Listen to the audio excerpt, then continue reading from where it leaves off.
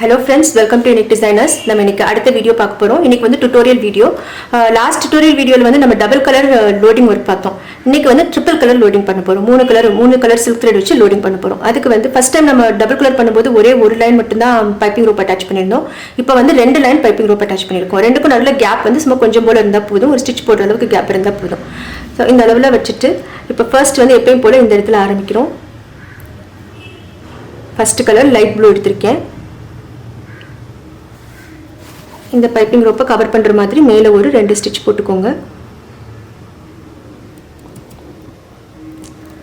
இந்த பக்கம் ஒரு லாக், மேலே ஒரு lock,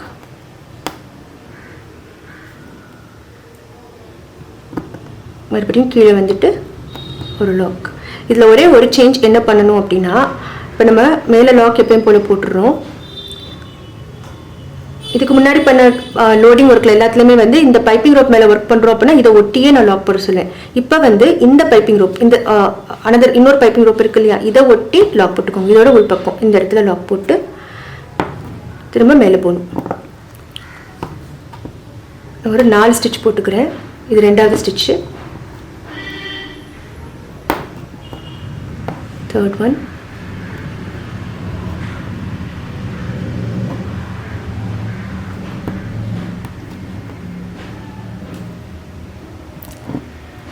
fourth one. So 4 stitch ஒரே கலரில் ப்ளூ கலரில் போட்டிருக்கேன்.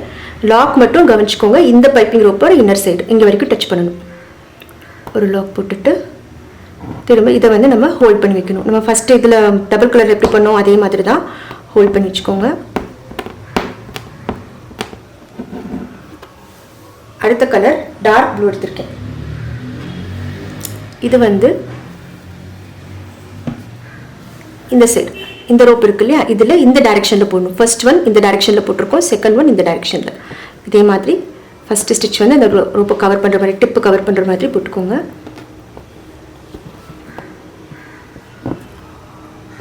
அடுத்தடுத்து பண்ணுற ஸ்டிச் வந்து என்ன பண்ணுன்னா, இந்த ப்ளூ கலர் த்ரெட் இருக்கு இல்லையா, இதையும் கவர் பண்ணி இந்த இடம் வரைக்கும் வரணும் ஸ்டிச்.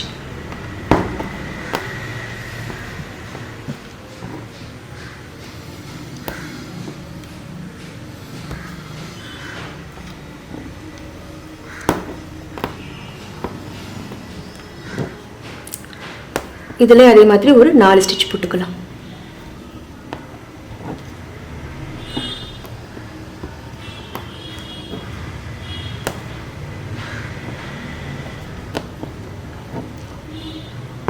இதோட உள்பக்கம் பார்த்தீங்கன்னா, அதாவது கீழே வரும்போது லாக் எங்கே போடுறோம், இந்த பைப்பிங் ரோப்போட இன்னர் சைடு.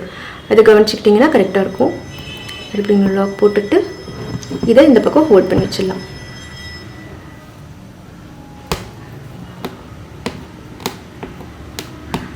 இப்போ தேர்ட் கலர்.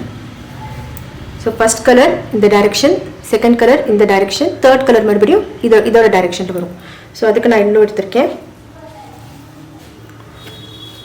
இது வந்து எங்கே ஸ்டார்ட் பண்ணணும்னா, இந்த ப்ளூ முடியுது இல்லையா, இந்த இடத்துலேருந்து ஸ்டார்ட் பண்ணிக்கோங்க. ஸ்டார்ட் பண்ணி இந்த டார்க் ப்ளூவையும் சேர்த்து கவர் பண்ணி கொண்டு வரணும்.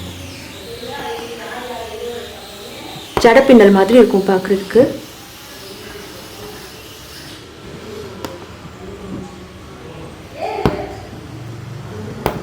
இதில் அதே மாதிரி 4 ஸ்டிச்சஸ். அந்த 4 ஸ்டிச்சஸ்ன்னு சொல்கிறது வந்து உங்களுக்கு எவ்வளோ திக்காக வேணுமோ அந்த அளவுக்கு. கொஞ்சம் லாங்காக டீப்பாக வேணும் அப்படின்னா 5 லைன்ஸ் வரைக்கும் போட்டுக்கலாம் நீங்கள். இப்போ நம்ம வந்து மீடியமாக பண்ணுறதுனால 4 லைன்ஸ் போடுறேன் நான்.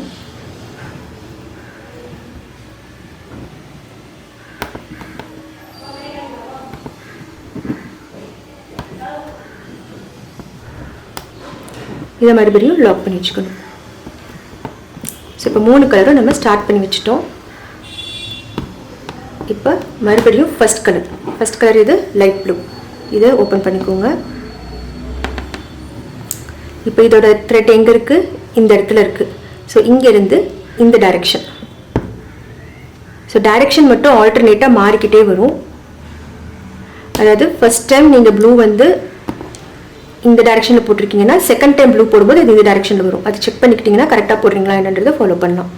இந்த ஸ்டிச் வந்து நீங்கள் கூடவே சேர்ந்து போட்டிங்கன்னா உங்களுக்கு கொஞ்சம் ஈஸியாக இருக்கும், அண்டர்ஸ்டாண்ட் ஆகும்.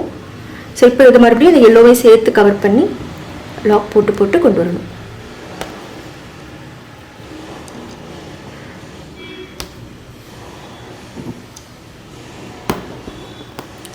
2 ஸ்டிச் போட்டிருக்கோம். மூணாவது,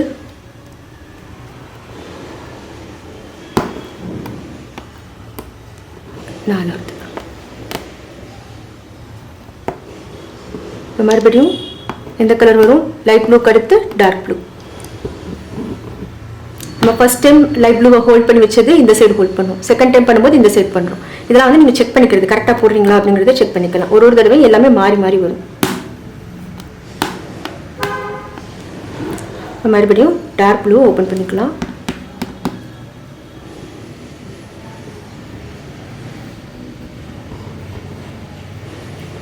மேலே இருக்கிற பைப்பிங் குரூப்பை கவர் பண்ணி கீழே கொண்டு வரணும். இது இந்த லைட் ப்ளூவையும் சேர்த்து கவர் பண்ணணும். அதே நேரத்தில் அதுக்கு முன்னாடி இருக்கிற இந்த எல்லோ த்ரெட் வந்து இங்கிட்ட மேலே தான் இருக்கணும், கீழே போயிடக்கூடாது. இந்த எல்லோவை கீழே விட்டுறக்கூடாது, இதுக்கு மேலே இருக்கணும்.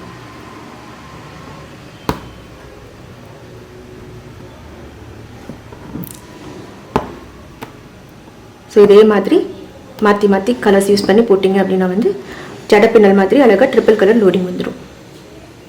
ஃபுல்லாக முடிச்சிடலாமா? இந்த ஸ்டிச் வந்து நீங்கள் அதிகமாக எங்கே யூஸ் பண்ணலாம் அப்படின்னா நெக்லைனுக்கு போட்டால் ரொம்ப நல்லாயிருக்கும். நெக்லைன் போடலாம். அப்படி இல்லைன்னா இப்போல்லாம் நெட்டு வச்சு தைக்கிறோம் இல்லையா, கழுத்துக்கு நடுவில் நெட்டை வந்து ஒரு ஷேப்பில் பண்ணுறோம். ஸோ அந்த மாதிரி ஷேப்ஸ்க்கு போட்டிங்கன்னா நல்லாயிருக்கும். ஷேப்போட அவுட்லைனாக இது மேக்ஸிமம் அவுட்லைனுக்கு தான் அழகாக இருக்கும். அது மாதிரி பெரிய மேங்கோ மோட்டிவ் போடுறோம். இப்போ சுடிதாரில் ஒர்க் பண்ணும்போது ஒரு பெரிய மேங்கோ மோட்டிவ் போடுறோம் அப்படின்னா அதுக்கு அவுட்லைன் பண்ணால் நல்லாயிருக்கும். ஸோ இதை லாக் பண்ணி வச்சுக்கலாம். இப்போ அடுத்து டார்க் ப்ளூக்கு அப்புறம் எல்லோ. இது பண்ணும்போது கீழே த்ரெட்டு வந்து நான் ஆல்ரெடி சொன்ன மாதிரி ஒரு த்ரெட்டுக்கும் ஒரு பவுல் போட்டு வச்சுக்கோங்க. பவுலில் போட்டு வச்சிங்கன்னா சிக்காமல் இருக்கும். அந்த மாதிரி இந்த ஸ்டிச் வந்து மேக்ஸிமம் கையில் வச்சு பண்ணுறதை விட ஸ்டாண்ட் வச்சு பண்ணுறது ஈஸியாக இருக்குது. கையில் வச்சு பண்ணால் ரொம்ப கீழே சிக்குது, ஸ்டாண்ட் வந்து கம்ஃபர்டபுளாக இருக்குது. செகண்ட் ஸ்டிச் கவுண்ட்டும் மாற்றிடாதீங்க. அப்போ தான் வந்து இந்த திக்னஸ் இந்த இது வந்து ஒன்று போல் இருக்கணும் எல்லாத்துலேயும். இப்போ ஃபஸ்ட்டு ப்ளூ எவ்வளோ தூரம் இருக்கோ அதே மாதிரி எல்லோ அவ்வளோ தூரம் இருக்கணும். அதே மாதிரி வந்தால் தான் வந்து ஃபினிஷிங் நல்லா வரும் பார்க்குறதுக்கு.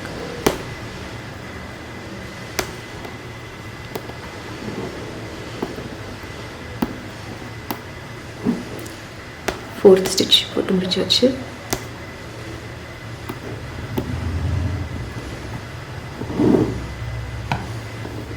மறுபடியும் ஃபர்ஸ்ட்லேருந்து லைட் ப்ளூ டார்க் ப்ளூ அப்படின்னு மாறி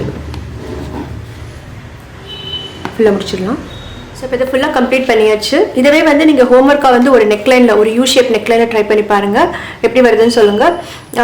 இதில் இன்னொன்று வந்து சொல்லணும்னு நினச்சேன். இப்போ நம்ம இந்த த்ரெட்டை வந்து இப்படி ஹோல்ட் பண்ணி பண்ணுறோம் இல்லையா. என் ஸ்டூடெண்ட்ஸ் சில பேர் என்ன கேட்டிருந்தாங்கன்னா வந்து இதை நம்ம ஏன் ஹோல்ட் பண்ணணும், அந்த இடத்துல நாட் போட்டு கூட பண்ணலாமே அப்படின்னு சொல்லிட்டு. ஸோ உங்களுக்கு ஒரு வேளை இது நாட் போட்டால் மறுபடியும் கட் பண்ணி தான் பண்ணுற மாதிரி இருக்கும். உங்களுக்கு இதை ஹோல்ட் பண்ணி வைக்கிற கஷ்டமாக இருந்துச்சுன்னா நீங்கள் நாட் போட்டு கட் பண்ணி கூட பண்ணலாம். பட் கொஞ்சம் டைம் எடுக்கும். ஏன்னா இது கீழே ரொம்ப சிக்கும் நூல். சிக்கும்போது வந்து கொஞ்சம் கவனமாக பண்ணணும். நூல் எங்கேயாவது கட் ஆயிடுச்சு அப்படின்னா நீங்கள் அந்த இடத்துல கட் பண்ணி விட்டுட்டு அப்படியே நீங்கள் அடுத்த த்ரெட்டை வச்சு நீங்கள் அடுத்து பண்ண ஆரம்பிக்கலாம். ஓகேவா? ஸோ கண்டிப்பாக ஒரு யூ ஷேப் நெக்லைனில் ட்ரை பண்ணி பாருங்கள், எப்படி வருதுன்னு பார்த்து சொல்லுங்கள். நான் உங்களுக்கு ஈஸியாக இருக்கான்னு பாருங்கள். அடுத்த கிளாஸ் வீடியோவில் அடுத்ததில் பார்க்கலாம். தேங்க்யூ, பாய்.